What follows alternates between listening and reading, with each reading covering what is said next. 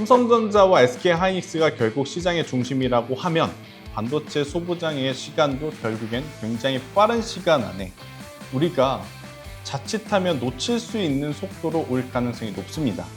여전히 실적에 대한 변화 없고요. 수급에 대한 변화를 통해서 변동성이 나타날 때 우리가 딱 두 가지의 기준만 알고 가면 좋을 것 같아요. 지금 돈을 잘 벌고 있는가, 그리고 잘 남기고 있는가. 그래서 오늘 제가 여러분들께 소개시켜드리고 싶은 반도체 소부장주들 중에 하나는 바로 안녕하세요 구독자 여러분. 이번 한 주 굉장히 힘드셨을 것 같습니다. 그런데 주식을 쭉 하다 보면 항상 좋은 날도 있고 힘든 날도 있고 또 행복한 날도 있고 고통스러운 날도 있을 것 같긴 해요.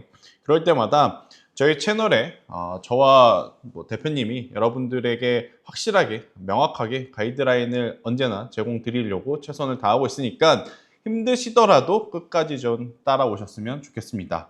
자, 오늘 이야기 드리고 싶은 건 뭐냐, 결국엔 삼성전자와 SK하이닉스가 지금 시대의 주도 기업, 그리고 이건 우리나라 안에서뿐만 아니라 전 세계 안에서도 통용되는 이야기라면 반도체 소부장주들도 당연히 저는 따라간다고 볼 수 있습니다. 헌데 굉장히 많은 반도체 소부장주들이 있죠. 여기서 삼성전자만큼 SK하이닉스만큼 돈을 벌 수 있는 기업은 나오기는 현실적으로 어려울 거예요.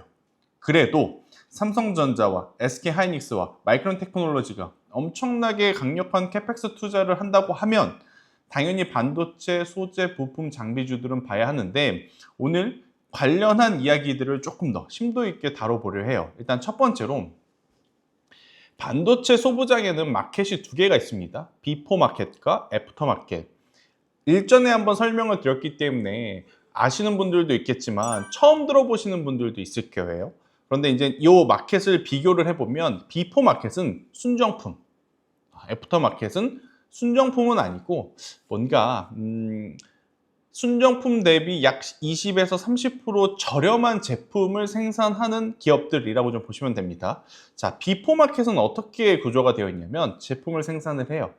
어디에 들어가냐? 삼성전자와 SK하이닉스로 다이렉트로 들어가는 것이 아니라 장비 업체로 들어갑니다. 그러면 장비 업체에서 그걸 받아서 본인들의 장비를 만드는 데 사용을 하겠죠. 그런 다음에 삼성전자와 SK하이닉스와 같은 최종 고객사에게 물건을 납품을 해요. 이렇게 되면 두 번을 거치게 되는 거죠.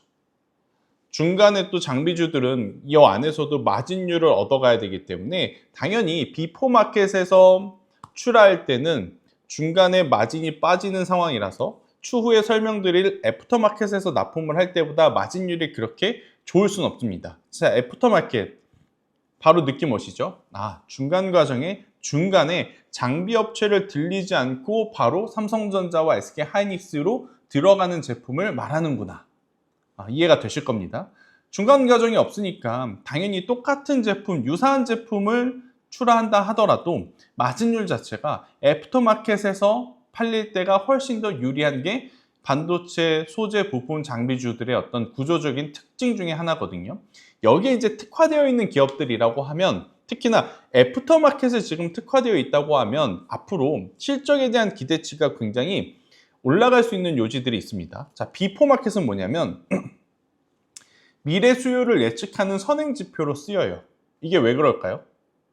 실제로 수주를 받아서 해당 장비가 나가야지만 매출이 인식이 되는 게 비포 마켓이죠.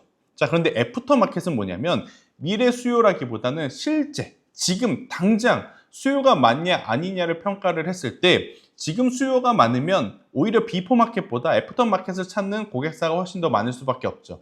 현재 삼성전자와 SK하이닉스 혹은 마이크론테크놀로지를 비롯한 중국 내의 반도체를 만드는 기업들도 다 비포 마켓보다 애프터 마켓을 많이 찾아온다고 합니다. 왜? 공장 증설을 하려면 물리적으로 시간이 많이 필요하죠. 적게는 1년, 많게는 2년, 3년. 그런데 지금 수요는 늘어나고 있는 거예요. 수요가 늘어나고 있기 때문에 그러면 삼성전자와 SK하이닉스와 같은 기업들이 할 수 있는 건 딱 하나죠. 수요를 올리는 거.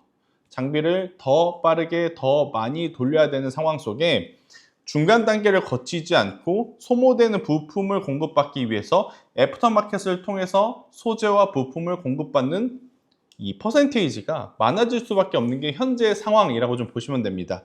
그걸 토대로 본다면 여러분들이 앞으로 반도체 나는 장비주를 볼 거야, 나는 소재주를 볼 거야, 나는 부품주를 볼 거야 다 나뉠 거예요. 하지만 적어도 소재와 부품을 보실 땐 비포 마켓에 대한 비중도 중요하지만 애프터 마켓에 대한 매출 비중이 얼마만큼 큰 기업이 있는 것을 택하는 것도 저는 또 하나의 포인트라고 좀 보여집니다. 오늘 그래서 제가 여러분들에게 좀 설명을 드리고 싶은 기업은 월덱스라고 하는 반도체 소부장, 소재 부품 기업이에요. 쿼츠라고 하는 제품을 만드는데, 쿼츠라고 하는 제품 하면 딱 떠오르는 기업이 하나 있습니다. 바로 원익 QNC. 원익 QNC는 비포 마켓과 애프터 마켓을 모두 가져가고 있긴 해요. 하지만 월덱스 같은 경우에는 지금 애프터 마켓에 대한 포션이 굉장히 큰 기업 중에 하나라고 좀 보시면 될 겁니다. 이렇게 되면 앞으로 누가 더 높은 영업이익을 낼 것인가, 이걸 고려해 봤었을 때 원익 QNC도 좋지만 이 월덱스라고 하는 기업에 대한 관심도도 저는 높아질 수 있다는 거죠. 그러니까 매출보다는 이 애프터마켓에 포함되어 있는 기업들은 높은 영업이익률을 여러분들이 보는 게 중요해요. 자, 재무제표부터 보시죠. 월덱스의 재무제표입니다. 지금 전체로 보면 굉장히 높은 영업이익률을 보여주고 있어요. 최소 영업이익률이 20%가 넘죠. 자, 원익 QNC를 한번 보죠. 원익 QNC 같은 경우에는 당연히 시가총액 자체가 월덱스보다 정확하게 2배가 큰 기업이에요. 그러면 매출액도 2배가 커야 하고 영업이익은 어때요? 더 높아야 하거나 아니면 비슷해야 하는데 한번 보시죠. 매출은 매년 월덱스보다는 정확하게 2배 정도를 찍고 있어요. 월덱스가 작년 한 해 기준으로 약 3천억의 매출을 올렸습니다. 그런데 이제 원익 QNC 같은 경우에는 작년 한 해 약 9천억의 매출을 냈어요. 2배가 아니라 3배 정도 높죠. 자, 그러면 영업이익은 과연 누가 더 높을 것인가? 자, 영업이익 원익 QNC 같은 경우에는 6%입니다. 올해 예측치를 높게 잡아도 10%가 맥스예요. 그런데 월덱스는 어떻죠? 기본적으로 애프터마켓을 통해서 제품을 판매하고 있는 기업들은 기본 안전 마진율이 굉장히 높아요. 20%입니다. 자, 전체 시가총액은 당연히 해당 기업이 낼 수 있는 매출액의 그 크기가 다르기 때문에 원익 QNC가 훨씬 더 좋은 기업이라 평가를 받을 수는 있어요. 하지만 그 안에 내실을 따져보면 영업이익적인 측면을 봤을 땐 영업이익률 이제 목표가 10%인 기업을 투자를 할 거냐, 아니면 꾸준하게 20%를 형성하고 있는 기업에 투자를 할 것이냐. 저는 개인적으로 전자도 좋지만 지금은 후자가 훨씬 더 낫다고 생각을 합니다. 삼성전자, SK하이닉스 좋고 나쁘고의 문제가 아니죠. 누가 가고 안 가고의 문제가 아닙니다. 어떻게, 언제, 어떤 방법으로 내가 사서 가지고 있느냐가 지금 모든 전 세계 투자자분들의 고민 아니겠습니까? 그 고민을 왜 하죠? 시장의 중심에는 AI가 있기 때문에. 자, 그러면 이들의 수요가 반짝하고 올해만 보여주고 내년에 끝날 것인가? 그게 아니라는 거죠. 계속 AS적인 요소, 그리고 수율을 올리기 위해서 공장에 증설을 하게 되면 거기에 들어가는 장비들이 또 가동률이 올라가잖아요. 가동률이 올라가게 되면 새로운 장비에 대한 발주도 물론 나오겠지만 그 장비 안에 들어가는 소모품에 대한 발주가 훨씬 더 기하급수적으로 늘어날 가능성이 높다는 겁니다. 해서 월덱스의 장단점은 뭐냐면, 일단 첫 번째, PER 기준으로 보더라도 다른 여타 반도체 종목군들보다 낮습니다. 지금 반도체 소부장주들 높으면 70배, 80배 혹은 100배 이상 가는 종목군들 많거든요. 원익 QNC 같은 경우에는 사실 최근에 매출이 많이 늘었음에도 불구하고 PER이 40배예요. 그런데 월덱스는 어때요?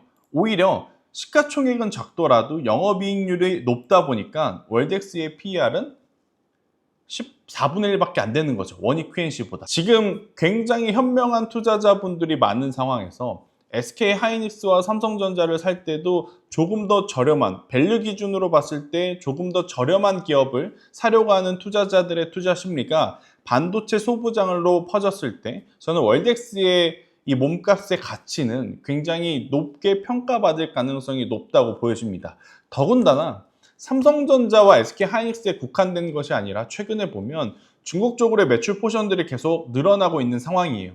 이게 미국이 보면 굉장히 불편한 이야기, 불편한 뉴스이긴 하겠지만 기업들 입장에서는 중국에서 값싼 어떤 DDR2, DDR3 이 버전들이 생산되고 있다는 건 정말 또 좋은 하나의 먹거리로 인식이 될 수 있거든요. 해서 여러분들이 지금 반도체 소부장주들 단순히 우리가 많이 들었기 때문에 익숙한 기업에 투자를 해야 된다, 그것보다 익숙하진 않지만 스스로 내실을 잘 다듬고 있고 실제 영업이익률가 이제는 가능성을 볼 때가 아니에요. 반도체 소부장주들은.